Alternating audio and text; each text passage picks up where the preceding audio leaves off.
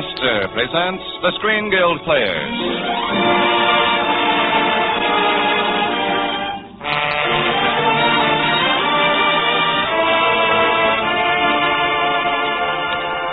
The Lady Astor Screen Guild play tonight, Belle of the Yukon. The starring players...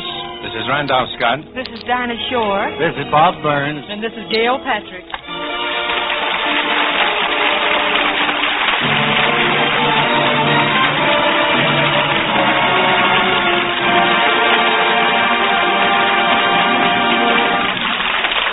Tonight, Lady Astor presents the Screen Guild Players in International Pictures musical extravaganza in Technicolor, Belle of the Yukon.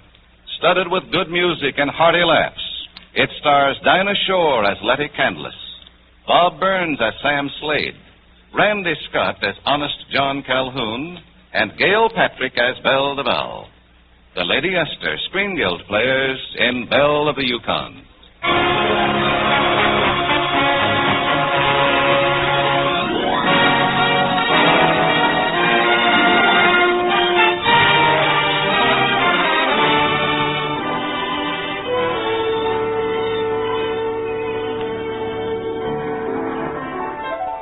Hear that piano, folks? That's young Steve Atterbury romping on them keys.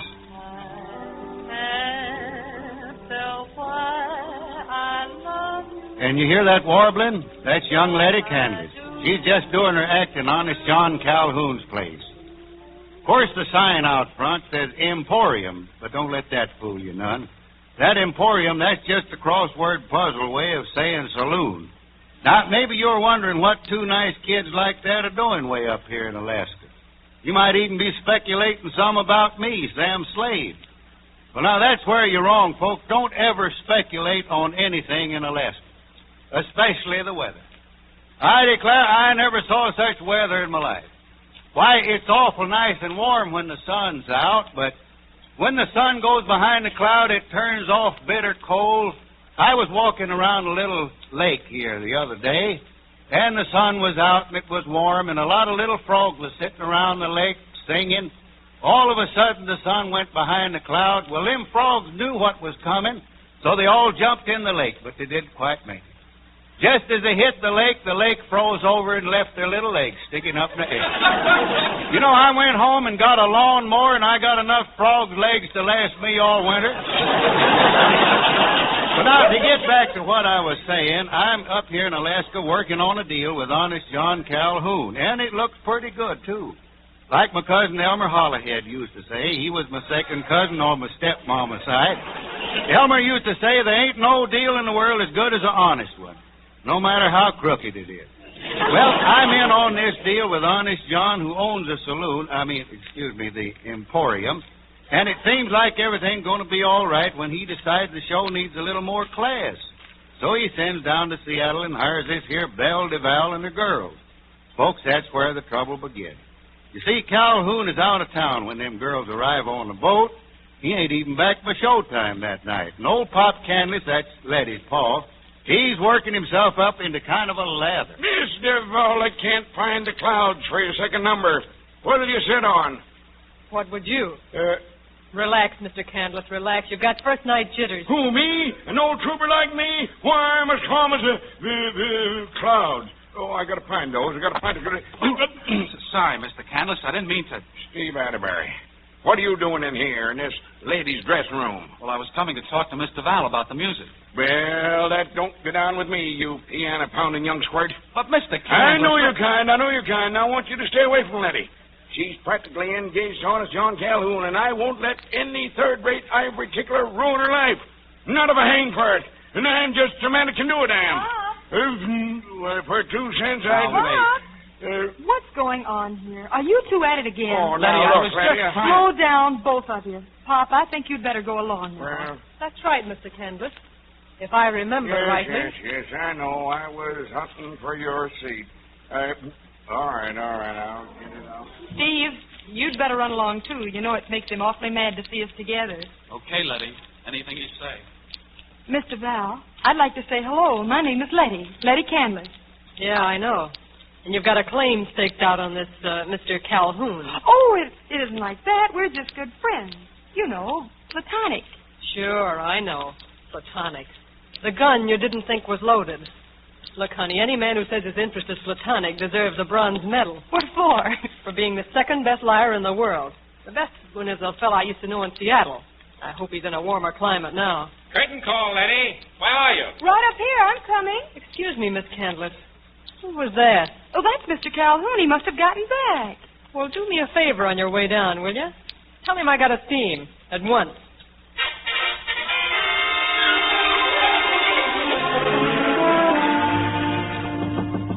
Miss De Valle, it's Honest John Calhoun. Did you want to see me? Come in. Sorry I wasn't here to meet you. I thought I recognized that voice. How are you, Jack? How do you think when you greet me by bouncing a vase off my head? That's for ditching me in Seattle. The next one will be for that bracelet you didn't give me. What do you mean, didn't give you? After you left, a jeweler came and took it back.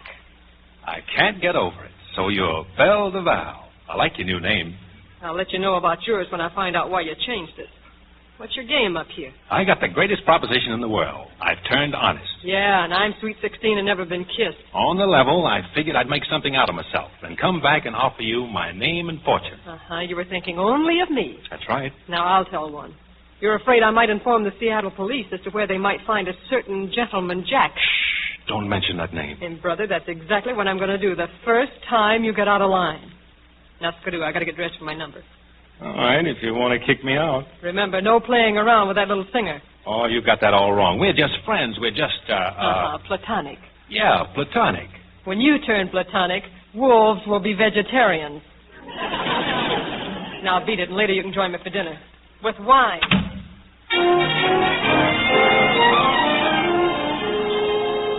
Yes, sir, I knew it right from the start. That girl was Calamity with a capital K. She wasn't no good for our plan A at all.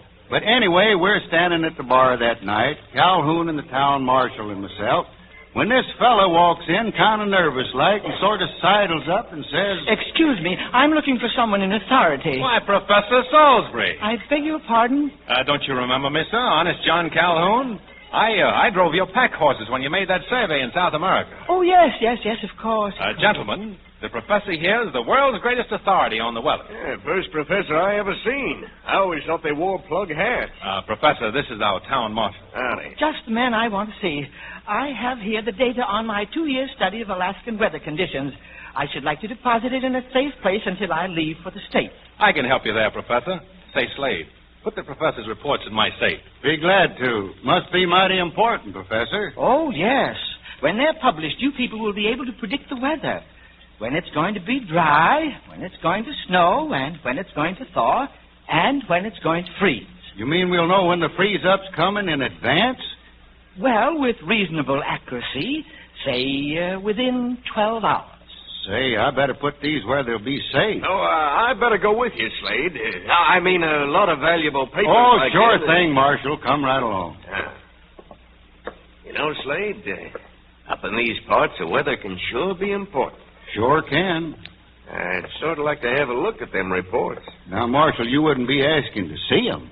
For $100? Oh, I couldn't, no. 200? No, I'm sorry. 500? Well, now, if I laid these papers down for a minute and you sort of happened to glance through them, Marshal, I might be just looking at something else. In fact, $500 in my hand would be a mighty pretty thing to look at.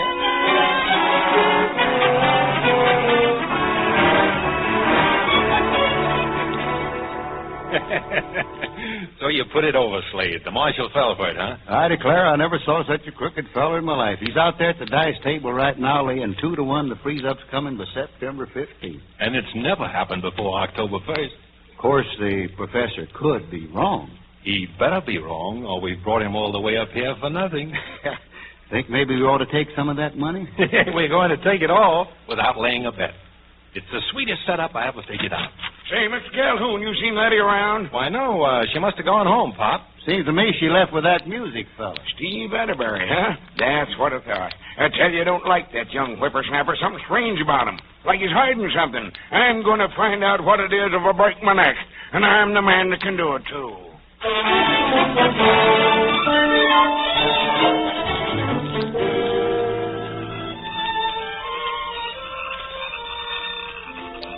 Gee, it was nice of you to walk me home, Steve. It was nice of you to let me. Such a beautiful night. There's a kind of haze around the moon. Well, that's due to altitude condensation. You see, the cold air sweeping down from the north meets the warm air from the south, and they... No. No what? No lectures, no statistics.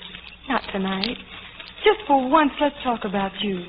Who you really are, and where you came from, and what you want to do. Right now, I want to take you in my arms. Is that bad? I haven't the right. I got into a mess back home, and, well, until it's cleared up, well, you understand. Sure I do. So I haven't the right to take you in my arms, to say I love you, Steve. to ask you to marry me.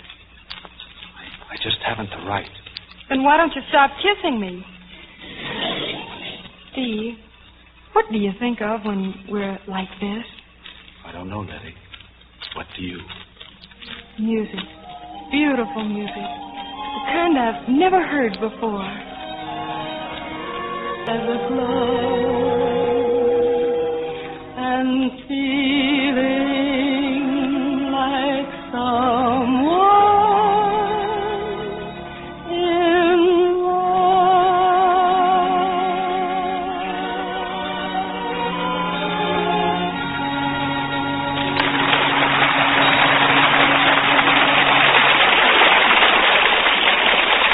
Falls on Act One of the Lady Esther Screen Guild Players. And now the lights go on.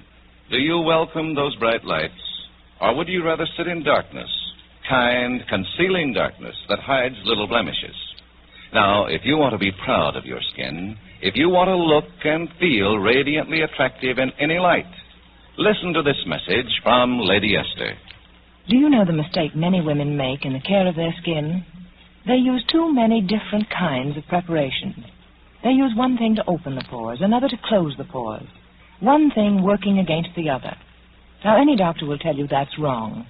That under such treatment, the pore openings finally refuse to function at all. They remain wide open and make the skin look rough and coarse.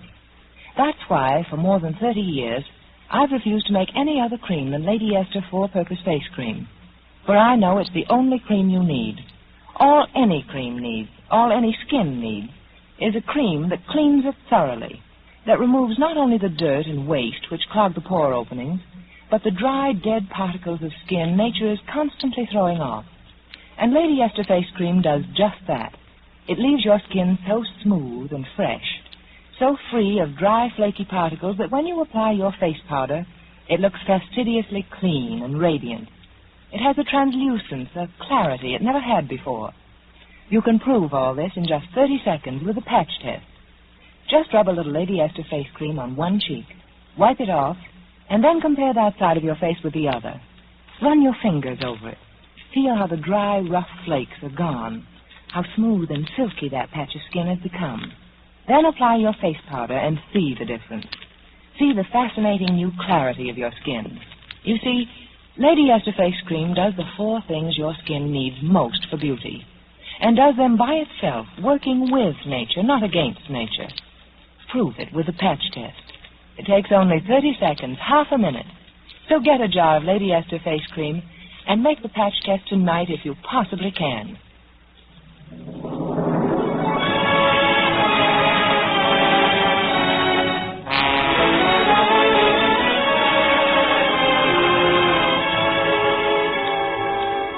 And now, Lady Esther presents the second act of Belle of the Yukon, starring Bob Burns, Gail Patrick, Dinah Shore, and Randolph Scott.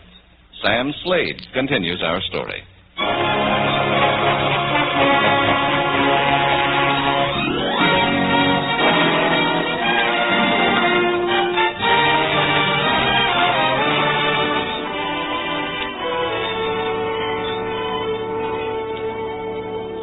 You know, my Aunt Pooty always used to say, temptation is the tool of the devil. Trouble is, so many people like to borrow it. And that's how this Calhoun fellow was working. I declare he had it figured out mighty slick, too. You see, when them miners put up their bets against the marshal, they put them up in gold dust. And that brung up a little problem. That's an awful load of dust there. 6,000 ounces of temptation. Who's going to hold the stakes? How about the marshal, gentlemen? He can keep it at the jail and watch it. Well, who will watch the marshal? Say, Mr. Calhoun, why don't you hold it? Maybe you ain't the only honest man in town, but you're the only one I know. No, gentlemen, I don't want to hold the stakes. But I can offer a suggestion. One thing we need in Malemute is a bank. So I propose that a committee of citizens get together and select someone to start such a project. A sober, honest, industrious man. Hey, what do you know? We're going to have a bank. That's right, folks. Just as simple as that. And I don't hardly have to tell you the rest. Pretty nice sign, Slade. I had it painted this morning. Security Trust Bank of Malemute. President, Mr. J.C. Calhoun. Yes, sir, that Calhoun's mighty sharp. He converts an old boiler into a vault, dumps the gold inside, and there we are. Just waiting to make a getaway. And everything's rosy except for Pop. Makes a man plenty mad, it does. Having to work with a gosh darn crook. Crook? What are you talking about, Pop? Well, I'm talking about Steve Atterbury. He's a crook and a liar. And a bigamist, too. Here, just look at what I found in his room. Now, Pop, you ain't been robbing Steve's room. Who said robbing? I was investigating. I got a right to with him making love to my daughter. Here, just listen to this letter I found. Says here, Dear Steve, I hope this letter will reach you and you'll decide to come home and face the music. I'm sure you know that I will stand by you. Love, as always, Sherry. Sounds pretty bad. You ain't heard nothing here. Listen to this. P.S. It says here, P.S. The children miss you very much.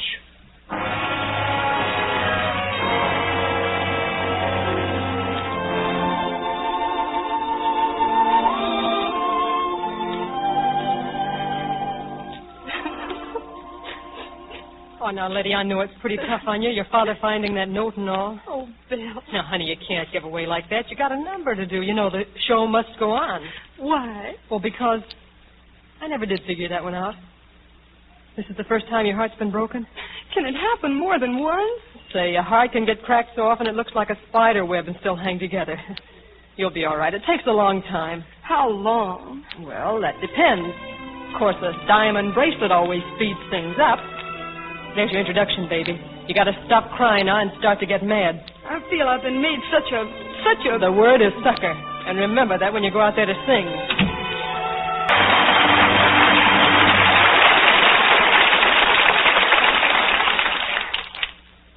But now, I felt awful sorry for them kids, but I can tell you I had a lot of other things on my mind, too. We was waiting for the riverboat, you see, and then at last she came in. So that night, about an hour before that boat was due to leave, Calhoun and I just sort of moseyed quietly over to the bank. We let ourselves in the back door, and then... Hello, Calhoun. Hello, Slade. Hello, Marshal. What's up? Your hands, I hope. Go on, heist them. Look here, Marshal, is this official? No, I reckon you'd call this sort of personal. I had a few drinks with the professor. He got kind of loaded and started to talk. Mighty pretty plant, Calhoun. Lucky I got wise in time.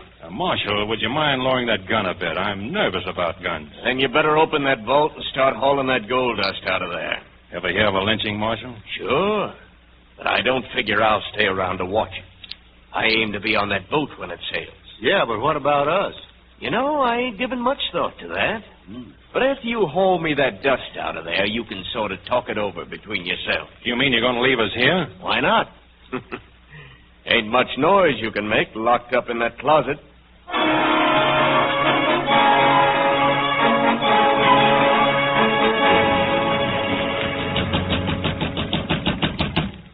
Ain't no use, Calhoun. My fists are getting as raw as my Uncle Slug's liquor. Oh, take it easy, Slade. They'll find us soon enough. All right, you weasel. Maybe too soon. Say, that's Miss Belle. In here, miss. We're in the closet. Well, fancy meeting you two here. Belle, this is very embarrassing. And it's going to be more so, sweetie pie. All those miners are on their way over here. They are? What for? Just to make sure their money's safe. Somebody sort of started a rumor. Who? Me. All of a sudden, I missed you tonight. I thought you might be up to some of your old tricks. Miss Belle, you mean the miners are going to ask for their money? I wouldn't be a bit surprised. And they sound like they're going to get it, too. But they can't. We've been robbed. Robbed? You mean you can't pay off? Oh, gosh, and I started them here. Oh, they're pretty angry. We'll have to act fast.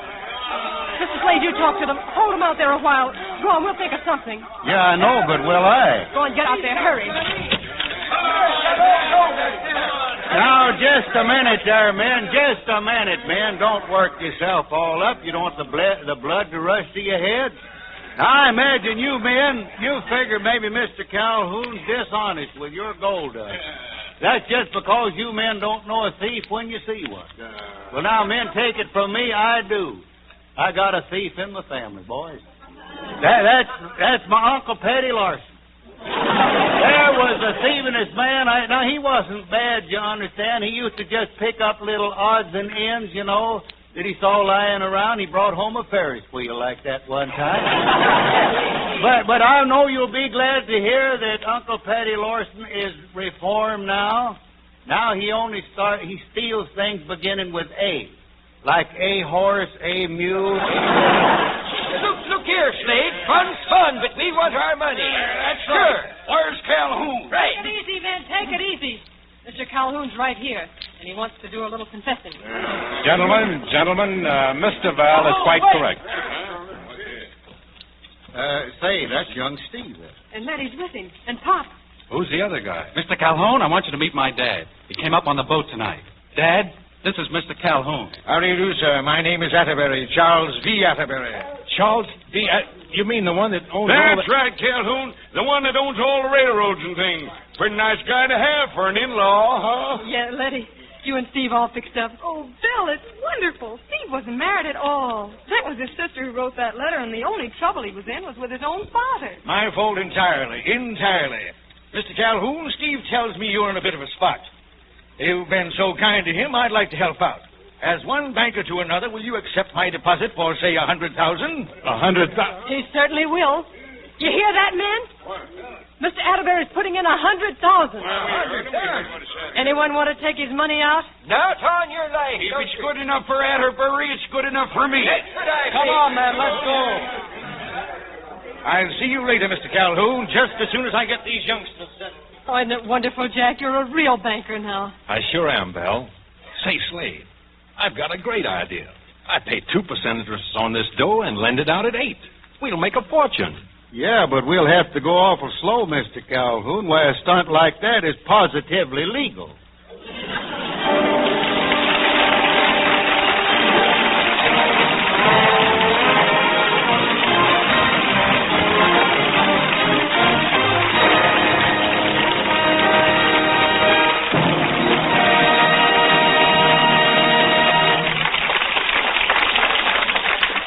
Thank you, Gail Patrick, Randolph Scott, and Bob Burns for a delightful story. And thank you, Dinah Shore, for that beautiful warbling. Well, as they say back home, Mr. Bradley, the pleasure was all ours. It's really a great pleasure to appear with the Lady Esther Screen Guild players because the Motion Picture Relief Fund is doing such a magnificent job, especially at its country house. We know these shows support that work, and we're all very happy to pitch in and help. And now, before we tell you about next week's show, a word from one of America's foremost beauty authorities, Lady Esther. Thank you, Miss Shore. Ladies, it's easy to make claims, but it's not always easy to prove claims. Now, I say that Lady Esther Face Cream will give your skin new life and freshness. Will give your skin a smooth clarity and translucence on which your face powder looks beautiful. And I prove it in just 30 seconds, half a minute, with the Lady Esther Patch Test. Here's all you do. Just rub a little Lady Esther Face Cream on your forehead, chin, or one cheek. Wipe it off completely. Then see and feel the difference. Run your fingers over that patch of skin and feel how the dry, rough flakes are gone.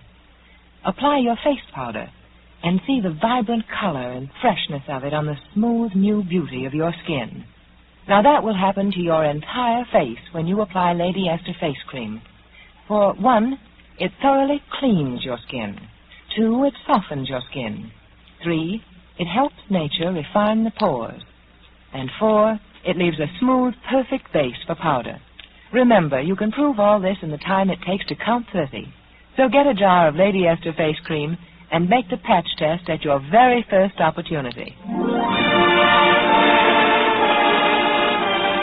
Next week, the Lady Esther Screen Guild players will present Double Indemnity.